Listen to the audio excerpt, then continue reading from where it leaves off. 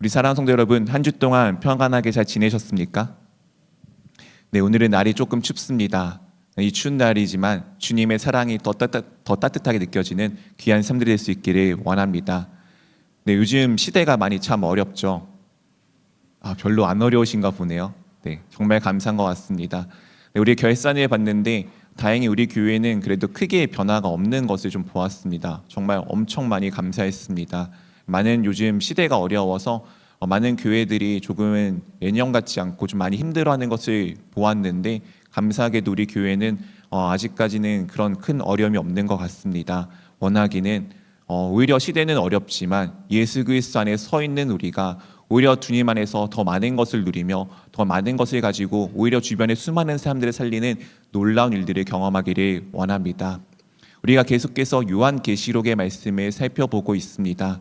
요한계시록은 정말 어려운 시대를 살아가는 우리에게 주시는 우리 주 하나님이신 예수 그리스도의 편지입니다.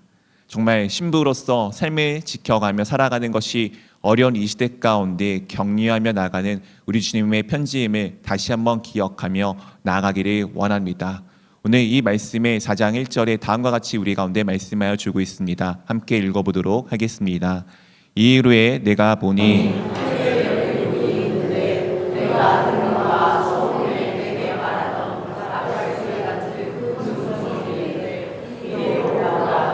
이후에 내가 마땅히 일어날 일들을 내가 보이리라 하시더라. 네, 이 일후라는 것은 우리가 지난주까지 보았던 7교회의 편지를 보는 내용 이전에 주님께서 이 요한에게 하나님의 말씀들을 보여주실 것을 말씀하였던 1장 19절부터 내용들이 이어진다라고 생각하시면 좋을 것 같습니다. 오늘 지금 요한이 보는데 무엇을 보게 되었죠? 하늘의 문이 어떻게 있는 것을 보았습니까? 열려 있는 것을 보았습니다. 하늘의 문이 어떻게 되어 있다고요? 열려 있었습니다. 이 열리는 것이 열리는 중일까요? 아니면 열리기 시작하는 걸까요? 아니면 열려 있었을까요? 네, 어떻게 하셨습니까? 네, 열려 있었습니다. 하늘의 문이 어떻게 되어 있다고요? 완벽하게, 완전하게 열려 있었습니다. 이 하늘의 문은 무엇입니까? 하늘의 문은 바로 우리가 하나님 나라에 들어가는 문이겠죠? 이 문이 어떻게 열려 있었을까요? 왜 열려 있었을까요? 우리 주님께서 본인은 다음과 같이 말씀하셨죠. 나는 문이라고 말씀하시면서 나를 통해서 주님 앞에 갈 것을, 하나님 앞에 갈 것을 말씀하여 주셨습니다. 즉 이 문은 우리 주 예수 그리스도이신데 예수 그리스도께서 이 땅 가운데 오셔서 무엇을 하셨습니까? 우리 죄를 대신하여 십자가 위에 죽으심으로 말미암아 우리가 주 하나님 곁에 갈 수 있는 길을 이미 완성하셨습니다. 이 열린 문은 그 완성되어져 있음을 우리 가운데 보여주는 것입니다. 우리 사랑하는 성도 여러분, 우리는 하나님 곁에 하나님 나라 가운데 이미 들어가 있는 주님의 자녀들입니다. 믿으십니까? 이 사실이 우리 가운데 정말 사실임을 믿기를 원합니다. 예수 그리스도를 통하여 이미 그것은 완성되었고 이미 우리는 하나님 나라 삶의 가운데 하나님 나라 가운데 삶을 살아내는 주님의 자녀입니다.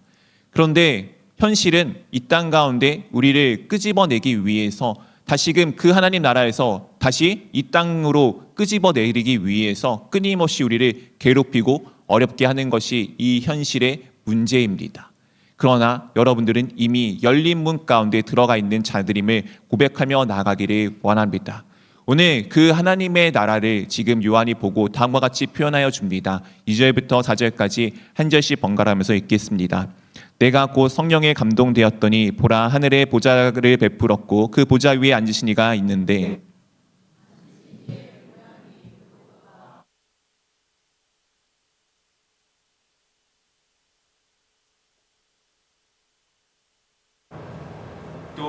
또 보좌에 둘려 24장로들 보좌들이 있고 그 보좌 위에 24장로들이 흰 옷을 입고 머리에 금관을 쓰고 앉았더라. 이 내용은 이제 지금부터 나오는 내용들은 무언가 엄청나게 신기한 모습을 가지고 있잖아요. 이 신기한 모습을 우리가 이렇게 저렇게 해석할 필요가 따로 있지는 않습니다. 이 내용은 이미 에스겔서에 기록되어진 하나님의 보좌의 형상에 대한 것을 그대로 가지고 온 것입니다. 요한계시록을 우리가 보면서 이렇게 저렇게 다른 방법으로 많이 해석을 하는데 하나님의 말씀을 가장 좋은 방법으로 해석하는 것은 하나님 말씀 안에서 찾는 것입니다. 엉뚱한 곳을 찾는 것보다 가장 먼저 하나님의 말씀 안에서 찾는 것이 가장 중요합니다. 그렇기 때문에 이 내용들은 이 계시록의 내용들은 에스겔서라는 또 다른 묵시 하나님의 우리 가운데 보여주신 사건들로 보는 것이 좋고요. 어쨌든 이 내용들은 무엇입니까? 하늘에 지금 무엇이 있었다고요? 보좌가 있었습니다. 이 당시에 지금 이 지역 이스라엘과 그리고 이 중동 그리고 이 유럽의 수많은 지역들을 지배하고 있었던 나라는 어디인지 혹시 아십니까? 로마였습니다. 로마 황제가 이 모든 것을 가지고 지배하던 시대였습니다. 즉, 이 모든 것의 가장 정점에 있는 권력은 누구인 것이죠? 로마 황제의 왕자 보좌였던 것입니다. 그런데 그 보좌가 진짜가 아니고 그것보다 더 위대하고 완벽한 보좌가 지금 있음을 요한을 통해서 우리 가운데 말씀하여 주고 있는 것입니다. 그 보좌는 어디에 있습니까? 지금 하늘에 있습니다. 하늘에 있다는 것은 전에 말씀드린 것처럼 우리가 생각하는 저 하늘인 것도 있지만 가장 존귀하고 가장 아름답고 완전하고 가장 높은 것이라는 상징적인 의미도 또한 담겨져 있습니다. 즉, 이 보좌가 하늘에 있는데 이 보좌에 앉으신 이의 모습이 너무나도 아름답고 찬란하여서 우리 눈으로 보고서 그것을 명확하게 묘사할 수 없는 정말 특별하고 정말 아름답고 정말 존귀한 것임을 우리 가운데 말씀하여 주고 있는 것입니다. 그래서 홍보석 같으니까 붉은색이야 이런 게 아니고요. 정말 아름다운 존재, 우리가 보고서 뭐라고 표현할 수 없는 존재라는 것을 기억하시며 가면 좋겠습니다. 오늘 그 보좌 옆에 무엇이 있다고 하였죠? 24장로들이 보좌에 앉아서 금면류관을 쓰고 함께 있는 모습을 보여주고 있습니다. 24는 12 더하기 12의 상징입니다. 12 하면 딱 떠오르는 것이 하나 있으시죠? 무엇이 떠오르십니까? 네, 12제자 그리고 이스라엘 지파는 12지파였습니다. 즉 이스라엘과 그리고 이 12제자 예수 그리스도와 함께하였던 이 구약의 시대와 신약의 시대의 모든 사람들을, 즉 믿는 모든 사람들을 의미하는 숫자라고 생각하시면 좋을 것 같습니다. 그래서 뭔가 특별한 것이 아니고요, 하나님 앞에 서 있는 모든 일을 대표하는 사람이다라고 믿으시면 되겠습니다. 그 사람들이 지금 머리에 무엇을 쓰고 있었죠? 금 면류관입니다. 누구보다 힘과 권력이 있는 것을 가지고 있다라고 이제 말씀해 주고 있죠. 그리고 그 곁에는 이제 4가지 모습을 가지고 있는 동물들이 등장하게 됩니다. 하나님의 모습은 사자고요, 그리고 송아지, 그리고 사람의 모습, 그리고 독수리였습니다. 이것 또한 에스겔서에 등장하는 그 동물의 모습을 가지고 있습니다. 우리 생리 사자를 어떤 모습으로 생각하나요? 사자를 우리 뭐라고 부르죠 보통? 백수의 왕 이렇게 이야기합니다. 그래서 옛날에 이제 어떤 만화에서도 예수님의 모습을 이 사자의 모습으로 표현하기도 하죠. 사자는 권위와 능력의 상징을 가지고 있습니다. 송아지는 어떠한 존재인가요? 우리 어르신들 과거에 소 어떤 존재였죠? 집의 전 재산과 같은 존재였습니다. 정말 존귀한 존재이고, 또한 이 소는 가축 중에서 가장 존귀하면서 힘도 가장 세고 모든 것을 정말 줄 수 있는 섬김의 존재이기도 합니다. 사람은 어떤 존재입니까? 만물의 영장이죠. 하나님의 형상을 가지고 있는 모든 것 중에서 가장 존귀하고 아름다운 존재입니다. 그리고 독수리는 흔히 무엇이라고 이야기하죠? 하늘의 왕입니다. 모든 것과 좀 다른 특별한 존재, 그리고 당시 로마의 이 황제의 상징 또한 독수리였습니다. 오늘날 미국도 독수리를 자기네 상징처럼 쓰고 있는 것이 약간 탁월한 존재, 뭔가 특별한 존재라는 의미를 가지고 있습니다. 그런데 중요한 것은 에스겔서의 이 4가지 동물의 형상을 가지고 있는 이가 그 중심에는 하나님의 영인 성령이 함께 하셨고, 그 성령이 가는 곳마다 따라가게 됩니다. 가는 곳마다 바로 따라가게 되는데 결국엔 무엇입니까? 이 세상에 있는 모든 것의 중심이 주 하나님이심을 보여주시고, 그 하나님의 가는 곳에 이 세상에 있는 모든 것들, 권력이든 성김이든 그 어떤 것이든 주님 안에서 이루어질 수밖에 없는 모습을 우리 가운데 보여주는 상징이 이 동물이다라고 여기시면 되겠습니다. 오늘 이 동물들이 어떻게 하는지 8절부터 11절까지 말씀해 주고 있습니다. 한 절씩 번갈아가면서 읽겠습니다. 네 승물은 각각 6날개를 가졌고 그 안과 주위에는 눈들이 가득하더라. 그들이 밤낮 쉬지 않고 이르기를 거룩하다 거룩하다 거룩하다 주 하나님 곧 전능하신 이여, 전에도 계셨고 이제도 계시고 장차 오시리라 하고,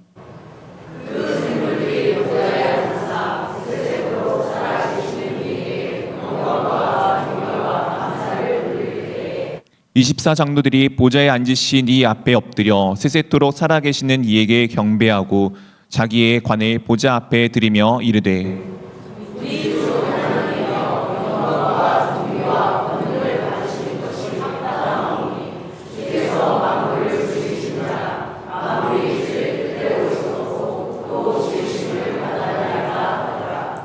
네 생물은 각각 6개의 날개를 가지고 있었습니다. 마치 이사야의 그룹들이 가지고 있었던 것처럼 이 그 날개를 가지고 그리고 둘의 주위에는 무엇이 가득하였다고요?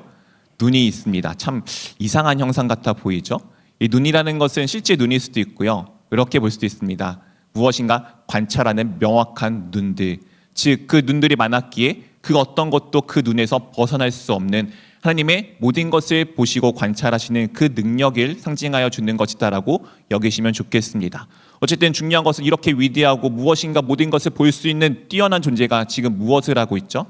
밤낮 쉬지 않고 이르기를 거룩하다 거룩하다 거룩하다 주 하나님 곧 전능하신 이여 전에도 계셨고 이제도 계시고 장차에 오시리라 하고 영원하신 하나님을 지금 찬양하고 있습니다. 이 세상에 있는 그 어떤 것보다 가장 위대하고 찬란하고 그 어떤 것도 다 꿰뚫어 볼 수 있는 눈을 가진 그 존재가 지금 누구를 찬양하고 있습니까? 우리 주 하나님을 찬양하고 있습니다. 여러분들도 그렇게 하나님을 찬양하고 계십니까? 우리가 그렇게 하나님을 찬양하는 사람들이 되기를 원합니다. 오늘 이렇게 찬양을 들릴 때 지금 그것을 끝나는 것입니까? 아까 앉아있던 24 장로들이 어떻게 하고 있습니까? 자기 머리에 쓰고 있던 금 면류관을 지금 하나님께 드립니다. 이 드린다는 것은 정확하게 원어에는 던진다라고 표현이 되어져 있습니다. 그런 것입니다. 더 불쌍해서 던지는 것이 아니고 정말 위대한 사람이 누군가 지나갈 때 우리가 어떻게 하죠? 무언가를 던지면서 환영하는 모습을 우리가 볼 수 있습니다. 이 금 면류관은 알고 보니 내 것이 아니고 당신 거였군요. 내가 가질 수 있는 것이 아니고 하나님 당신 것이었군요 라는 것을 지금 고백하며 내 것이 아닌 주님의 것임을 고백하며 드리는 모습을 지금 보여주고 있습니다. 우리 사랑하는 성도 여러분, 여러분의 삶의 공로는 누구의 것입니까? 여러분들이 지금까지 이룬 것들은 누가 만들어주신 것입니까? 우리 보통은 다 내가 했다고 흔히 많이 생각합니다. 입술로는 고백하죠. 하나님이 하셨어. 근데 그 고백을 하면서 누군가 너의 공로가 아니고 따르게 이야기하면은 우리는 버럭 화내지 않습니까? 내가 했는데 나를 뭘로 보는 거야?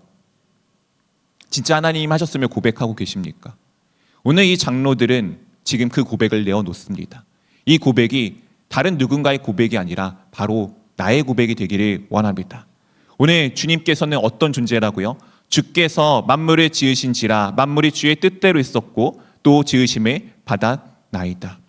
이 세상에 있는 모든 것은 하나님께서 만드셨고 하나님의 뜻대로 있었고 그리고 모든 것은 하나님께서 원하시는 대로 만드셨음을 말씀하여 주고 있습니다.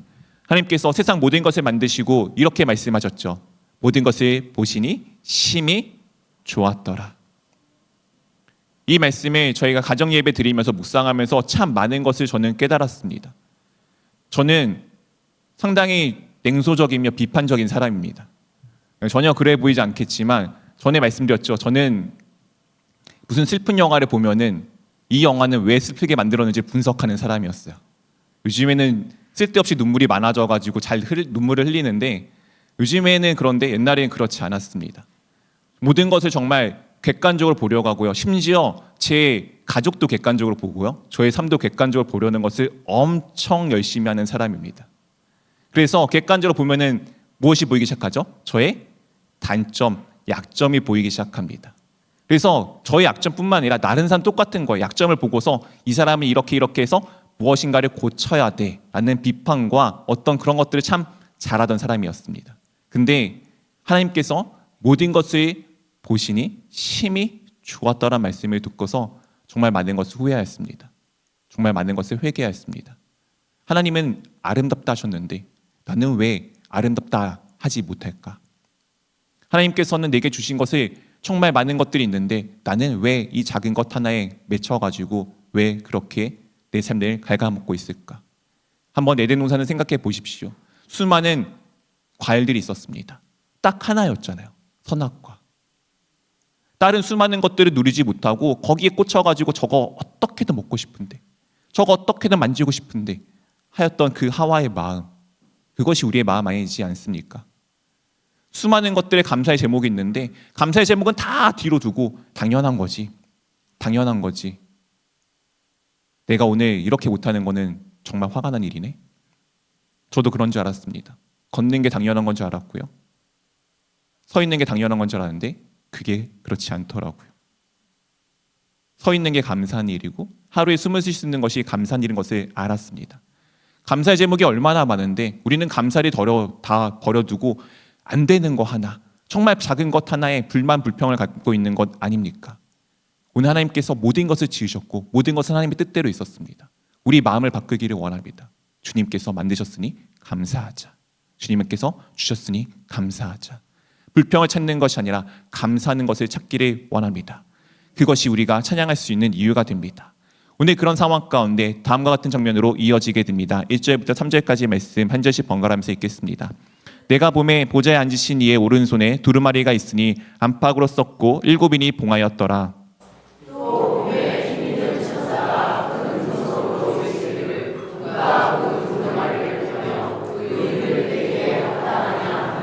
함께 읽겠습니다. 하늘 위에나 땅 위에나 땅 아래에 능히 그 두루마리를 펴거나 보거나 할 자가 없더라. 보좌에 앉으시니 하나님의 오른손에 지금 무엇이 있습니까? 두루마리가 있었습니다. 이것은 오늘날로 따지면은 책입니다. 하나님의 온전하고 이루어질 말씀입니다. 근데 그 말씀이 지금 어떻게 되어져 있죠? 7가지의 인으로 봉인되어져 있습니다. 7가지 인이라는 것은 완전하게 봉인되었다는 것을 의미하고 있습니다. 하나님의 말씀이 이루어져야 되는데 지금 그 말씀이 봉인되어져 있다는 것은 어떤 일입니까? 우리 가운데 아픈 일입니다. 우리 가운데 슬픈 일입니다. 오늘 그것을 보고서 지금 어떻게 되어집니까? 4절 5절에 다음과 같이 말씀해 주고 있습니다. 그 두루마리를 펴거나 보거나 하기 합당한 자가 보이지 아니하기로 내가 크게 울었더니 5절 함께 읽겠습니다. 장로 중에 한 사람이 내게 말하되 울지 마라. 유대 지파의 사자 다윗의 뿌리가 이겼으니 그 두루마리와 그 7인을 때리라 하더라. 이 두루마리, 하나님의 말씀이 담겨져 있고 이루어져야 될 그 말씀이 완벽하게 봉인되어져 있었습니다. 이것을 지금 피거나 보거나 읽을 자가 아무도 없는 것을 요한이 보자 어떻게 했죠? 울었습니다. 이 울음이 우리의 울음이 되어야 합니다. 하나님의 말씀은 이루어져야 되는데 그 말씀이 내 삶 가운데 이루어지지 않잖아요. 그러면 우리는 울어야 합니다. 슬퍼해야 합니다. 근데 오늘 그 말씀은 어떻게 열어지고 어떻게 보여지게 됩니까? 장로 중 한 사람이 말하잖아요. 다윗의 뿌리가 이겼으니, 유다의 사자 다윗의 뿌리가 이겼으니 누구를 의미하는 것입니까? 우리 주 예수 그리스도이십니다. 그가 그 두루마리를 그리고 그 두루마리를 취하시고 그 7인을 떼실 것에 말씀하시고 그 모습이 6절에 등장하게 됩니다. 6절 7절 한 절씩 번갈아가면서 읽겠습니다. 내가 또 보니 보좌와 내 생물과 장로들이 한 어린 양이 서 있는데 일찍이 죽임을 당한 것 같더라. 그에게 7뿔과 7눈이 있으니 그 눈은 온 땅에 보내심을 받은 하나님의 7영이더라.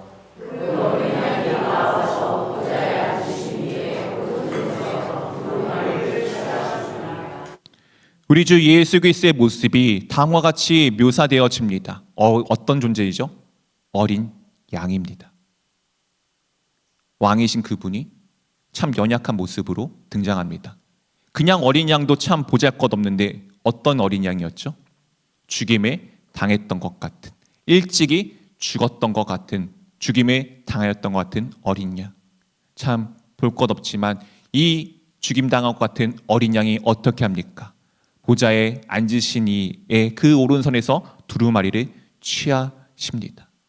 그 누구도 합당하지 않다라고 이야기하던, 그 누구도 가질 수 없다라고 이야기하던 세상의 수많은 권력과 힘이 가진 존재도 거기 앞에 합당하지 아니하였는데 아무 볼 것 없어 보이고 이미 죽어가지고 아무 능력도 없을 것 같아 보이는 그 존재만큼은 그 하나님의 말씀을 취하는데 합당하였습니다.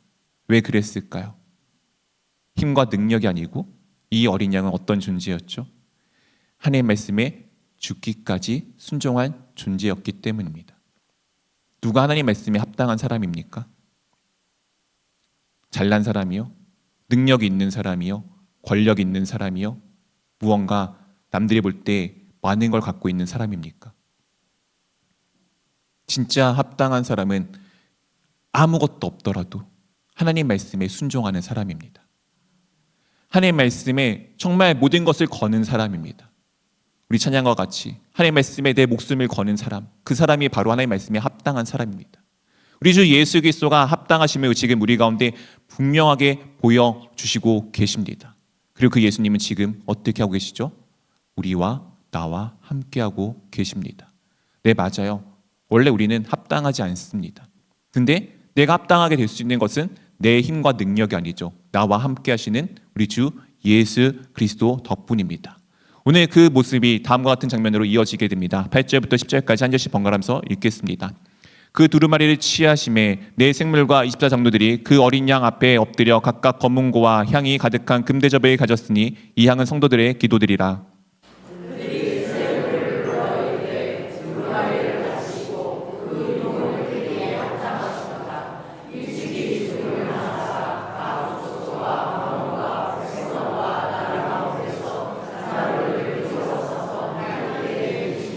네, 함께 읽겠습니다.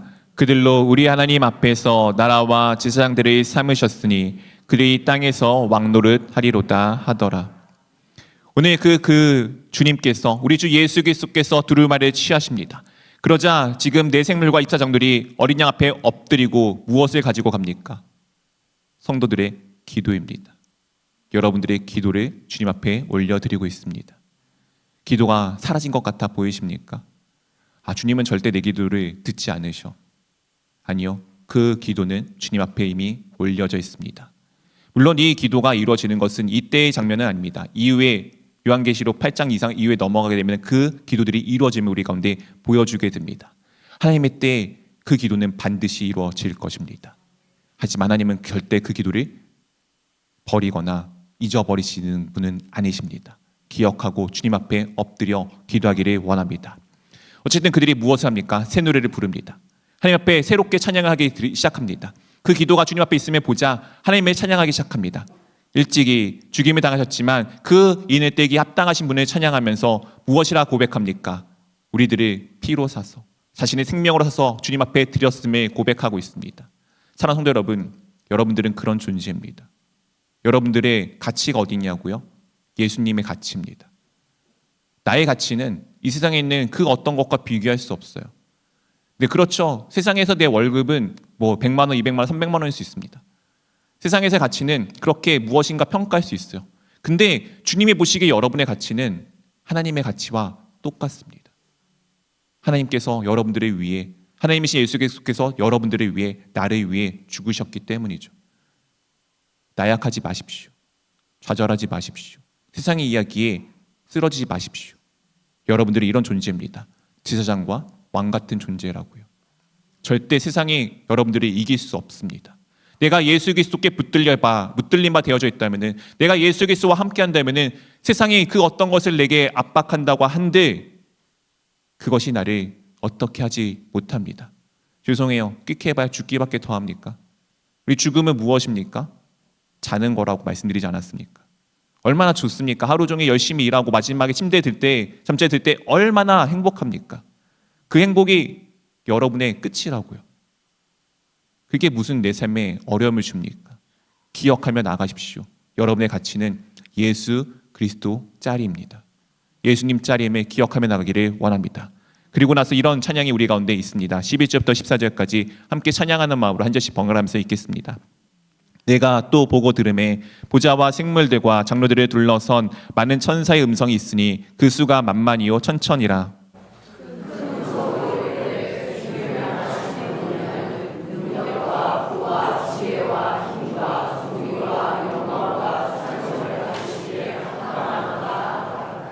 내가 또 들으니 하늘 위에와 땅 위에와 땅 아래와 바다 위에와 또 그 가운데 모든 피조물이 이르되 보좌에 앉으시니와 어린 양에게 찬송과 존귀와 영광과 권능을 세세토로 돌릴지어다 하니 내 생물이 이르되 아멘하고 장로들은 엎드려 경배하더라. 오늘 내 생물과 수많은 천사들 그리고 이 세상에 있는 모든 것들이 앞에 보좌에 앉으셨던 하나님께 찬양하듯 동일하게 죽임당한 어린 양이신 예수 그리스도께 찬양하고 있습니다. 우리 사랑하는 성도 여러분, 주님을 찬양하십니까? 정말 여러분의 삶에 주님을 찬양하고 계십니까? 이 하나님의 말씀을 이루시기에 합당한 이에게 그 찬양을 올려드리고 있습니까?